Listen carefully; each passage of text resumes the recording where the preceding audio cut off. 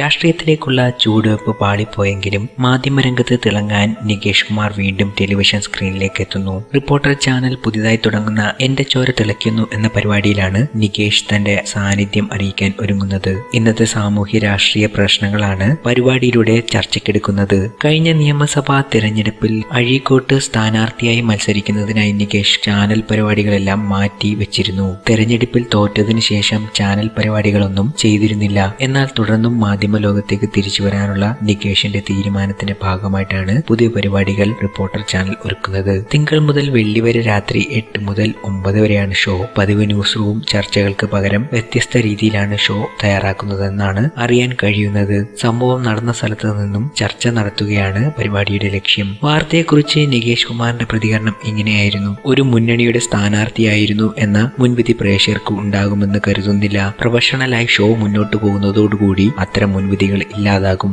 ഞാൻ രാഷ്ട്രീയത്തിൽ ചെയ്യാൻ ശ്രമിച്ചത് ശത്രുതാ രാഷ്ട്രീയം എന്നതല്ല, എന്റെ രാഷ്ട്രീയം പ്രകടിപ്പിക്കുകയാണ് ചെയ്തത്. അതുകൊണ്ട് ഷോ അവതരിപ്പിക്കുന്നതിന് രാഷ്ട്രീയ പരീക്ഷണം തടസ്സമാകില്ല എന്നാണ് കരുതുന്നത്.